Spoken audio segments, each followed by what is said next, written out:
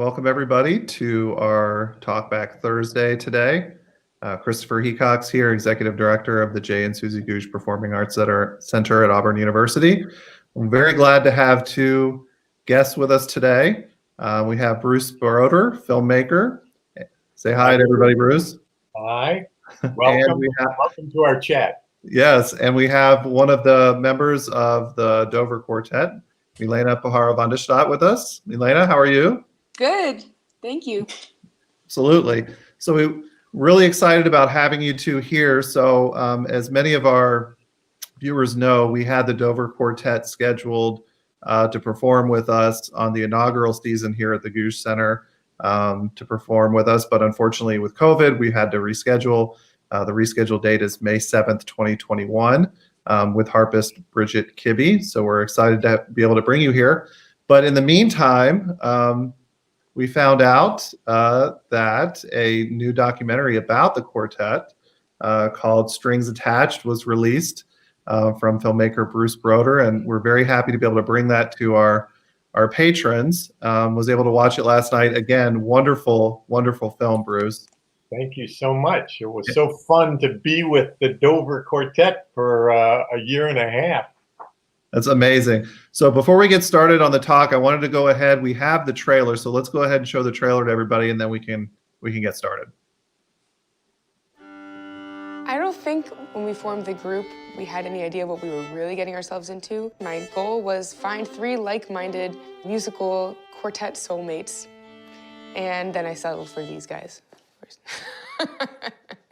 Just kidding. I found them.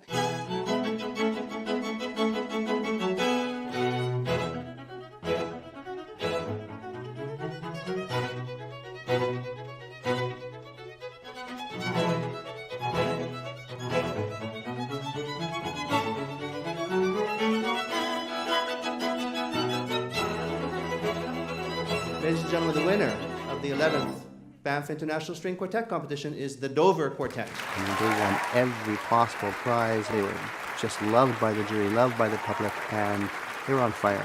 Our career had been injected with caffeine. There was no room for us to not be on top of it. I found that we had been on the road 243 days. Even the most successful quartets will tell you that it's not glamorous. We just haven't had any time to practice. No, I think it's this way. So this seems bad, but there's a worse scenario. The Quartetto Italiano, I believe the woman in the group was married to each separate male member at one point. So I didn't do that, at least. Like, you can't let things get to that point. It's so toxic, not only for you, it's toxic for everybody. For me, I felt miserable the past 3 days. They are so young, and they take all the risk you can take playing this music. Or they are too young even to know how difficult it is.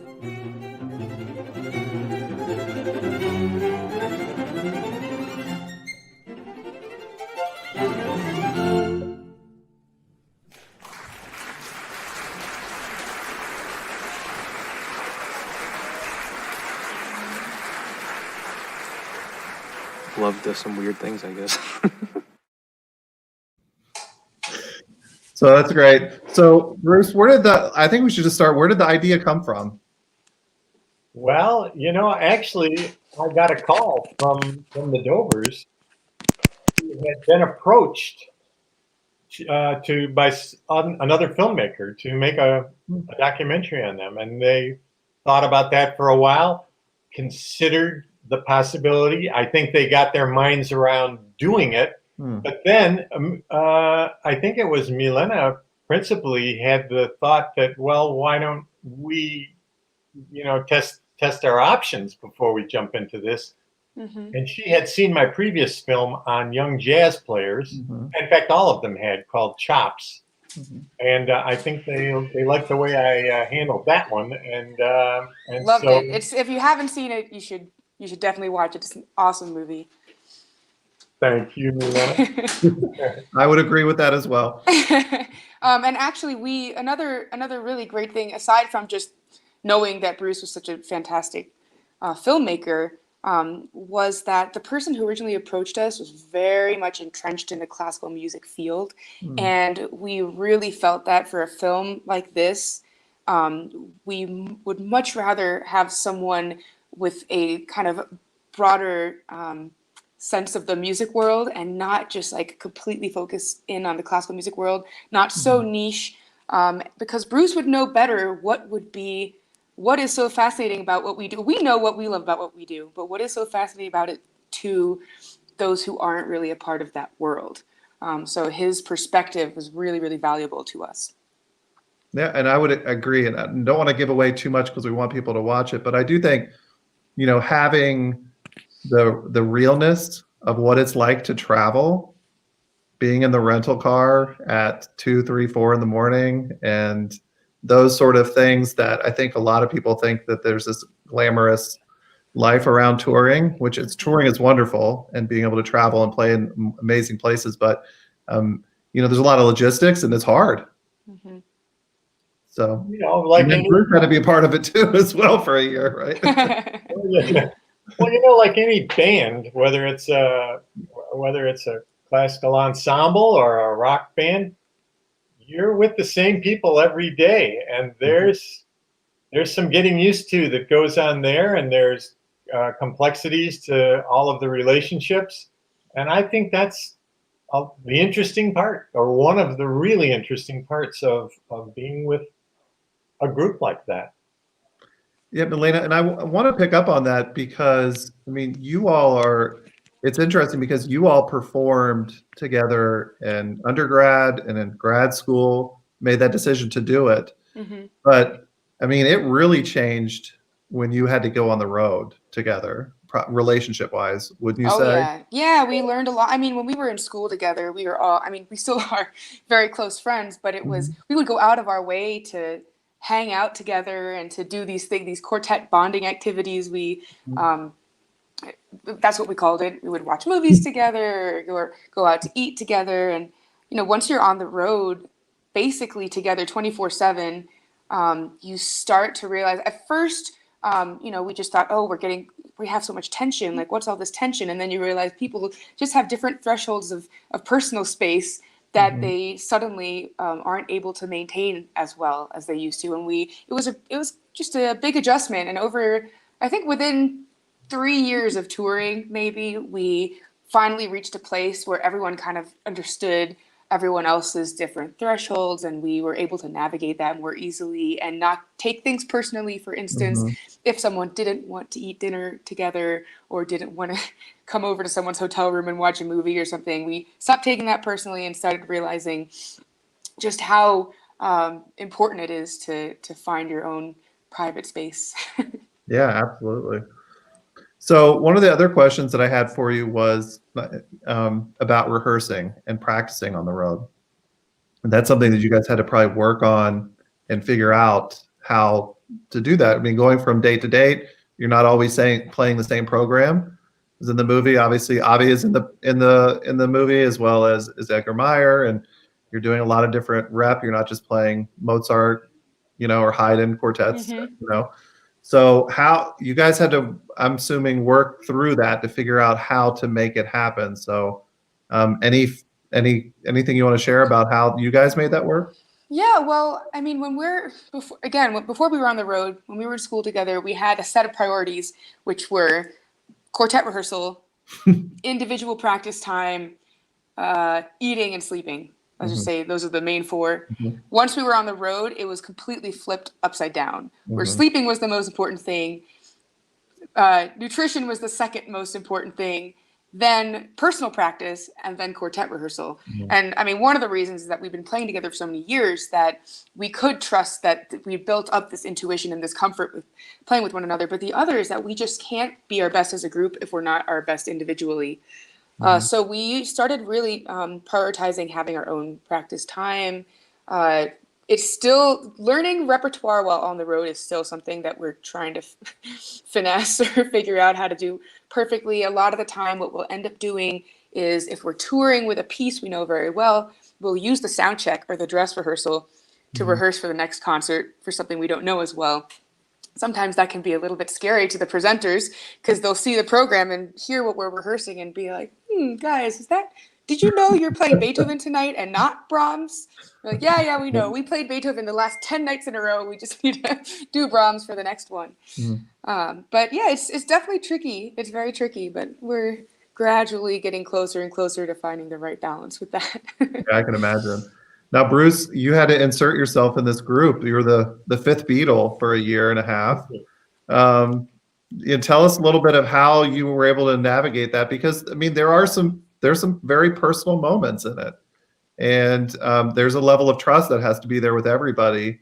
So just wanted to see if you could maybe share some feedback and comments about that.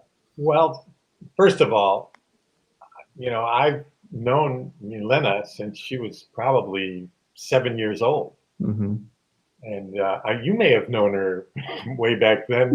Not that young, but but so she was practically family for me. I think she was comfortable with me in the room. I'd been in the room plenty before that. And then because of my family relationship with Milena, I met the other guys when they were still in school and just forming the group. And when they appeared in DC, which is where I live, sometimes they would come over here after over to my place after the concert. So we knew each other pretty well. So there was that, I think they trusted right off the bat that I wasn't looking to show them in their worst light. A lot of trust was involved. Yes. Not that there was a worst light. Right. You have to watch the movie to find out. Exactly. Yeah, but for everyone, and I can say this, based on my career doing this and doing, other filmmaking things, that it takes a while for people who are not professional actors to get used to having a camera in the room. And the closer it is to them, the more uncomfortable it is. And we had, for this project, a great young cameraman, Daniel Cowan. And he spent a lot of time right in their faces. And, that was something that I think they all had to get used to. But if you're looking at the film, they're not looking over at the camera. They're doing their own thing. And they, at some point, that became an object of furniture to them. And it took some getting used to, for sure. Yeah. It was a good thing that it was Dan of all people, who we love.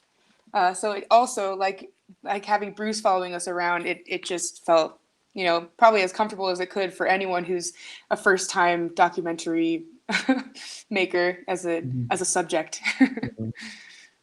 But as you can attest, Milena, he was not, far away shooting long shots with long lenses. He was right up in their faces, moving, camera motion. So that, imagine you're playing a difficult piece and here's somebody with a camera moving right in front of you, right in your face. And they got to the point where they handled it. Yeah, I mean, it seems very natural.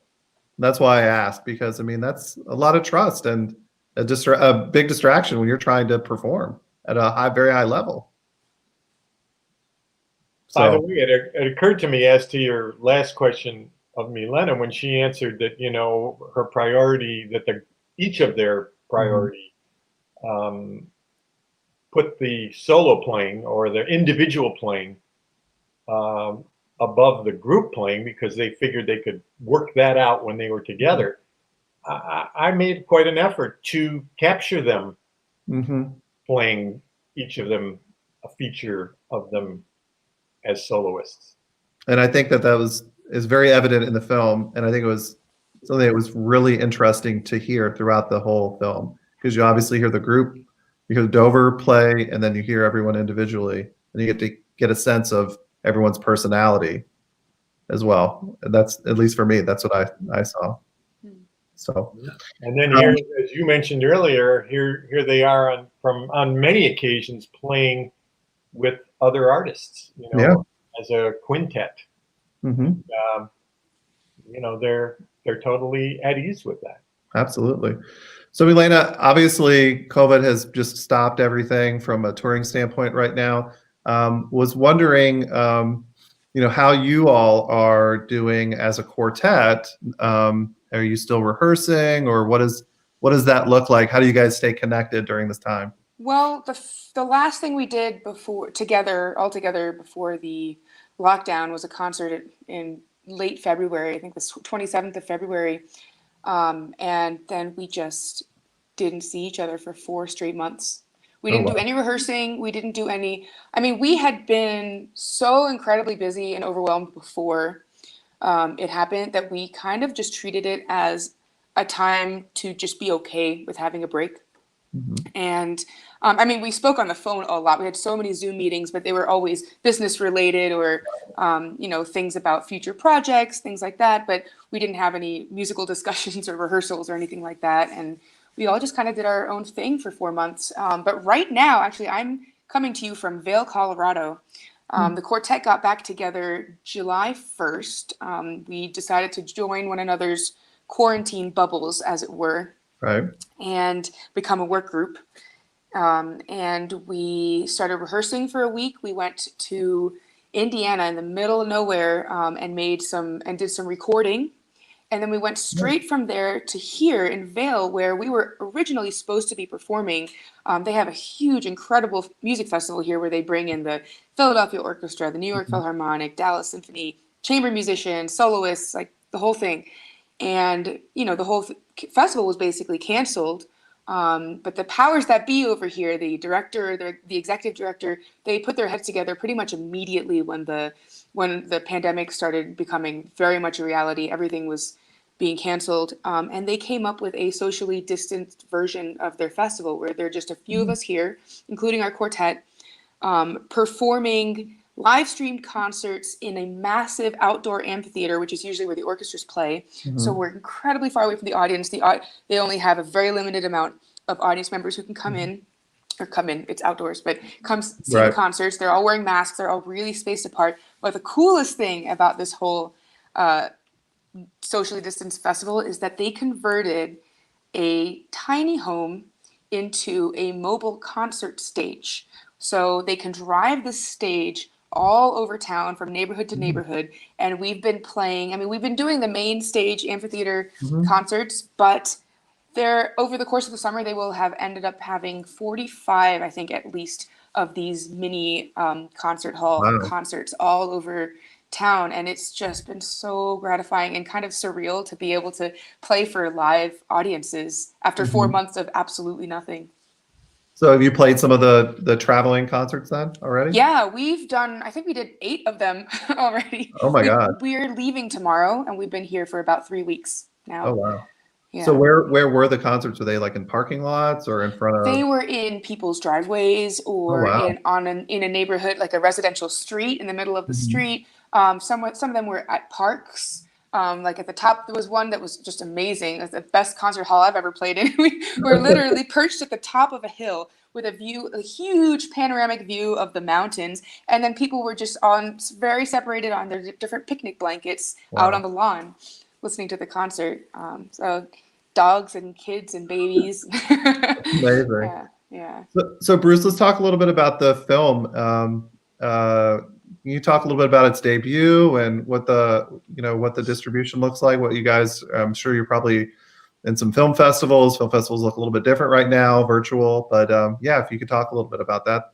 Well, everything looks different right now because nobody goes to see a movie in a movie theater. I don't know if that's ever happening again, but there is a way to make it work. It would appear, and that is, this movie started at the Martha's Vineyard Film Music Festival. 9 films, all on the subject of on music subjects. One of them is the new Ella Fitzgerald documentary, for example, and there's a Scorsese film on the band in that. And so this was one of the 9 films, and amazingly, it was the most watched of the films. So the festival extended its run. I think today is the last day of that one.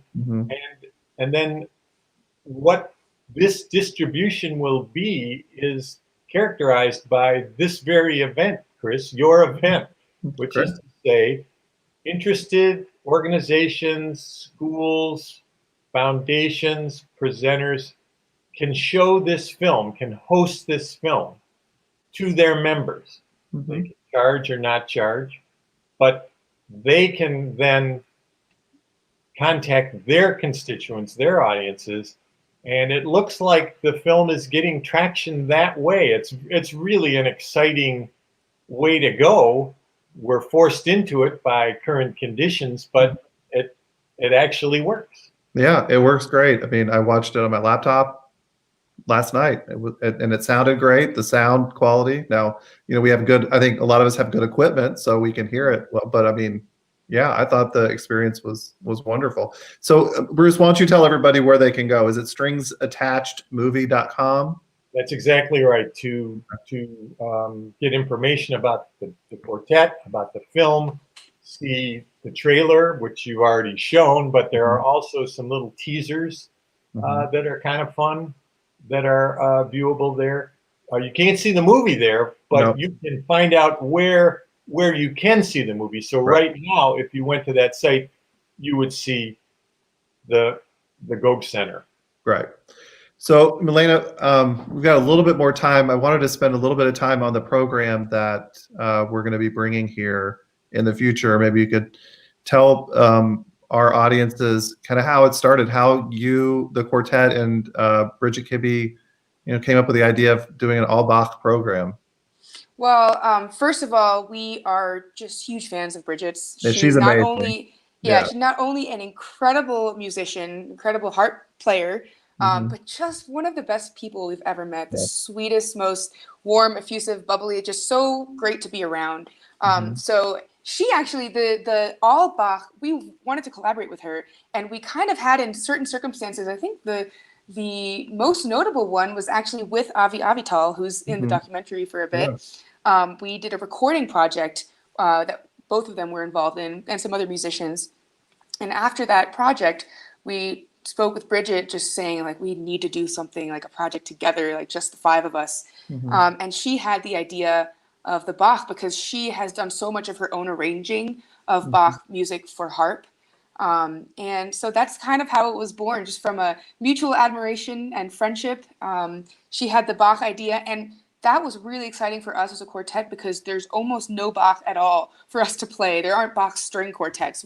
Quartets will play like the Art of the Fugue, which we'll be playing some of those movements in that project, in that program with Bridget. But yeah, it's very also the opportunity to mix and match in the group and to do the Goldberg variations as a string trio and have Joel play sonatas with Bridget and that kind of thing. It's been really, really, I mean, we've played it in several places, although I think at least two of them now have been moved or canceled because of the pandemic, but we're very excited to get back to it. Yeah, well, we're excited to have you here on the stage. I think you'll really enjoy our new venue that just opened up less than a year ago. The acoustics are magnificent, so we look forward to having you all here. We do too. Thank you. So again, that date is May 7th, 2021, and also Strings Attached Movie. We have it available for our sponsors and subscribers right now. Any last words, Bruce and Milena? It occurs to me just watching Milena speak to you about the various things that she's involved with, just the concert that you have coming up, you get a sense for how new age they really are, how of their generation. They're playing traditional, amazing compositions, but they're also playing anything that comes up in all kinds of combinations. It's very exciting to see them and be around them. Absolutely. Well, we're excited to have you. Great to catch up virtually. We're going to play the trailer one more time for those that joined us a little bit late. Thank you again to Bruce Broder, Milena Pajaro-van de Stadt for joining us today. Thank you again, and War Eagle to everybody out there. Here's the trailer again. Good talking to you, Chris. Great to see you. Thank you. Thank you. I don't think when we formed the group, we had any idea what we were really getting ourselves into. My goal was find 3 like-minded musical quartet soulmates, and then I settled for these guys. Just kidding. I found them.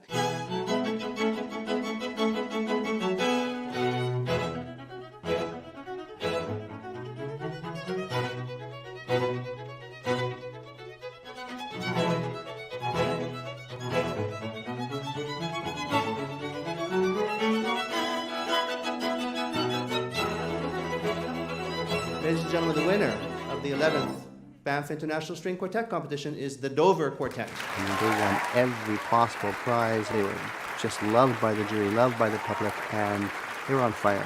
Our career had been injected with caffeine. There was no room for us to not be on top of it.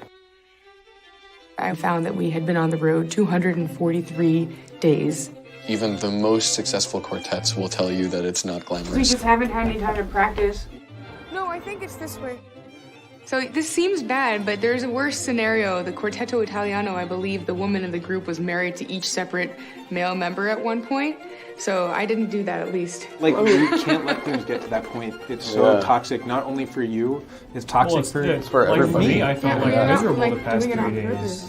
They are so young and they take all the risk you can take playing this music.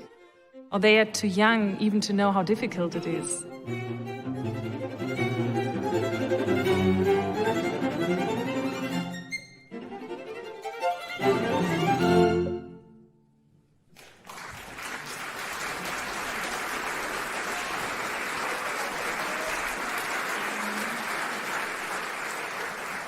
Love does some weird things, I guess.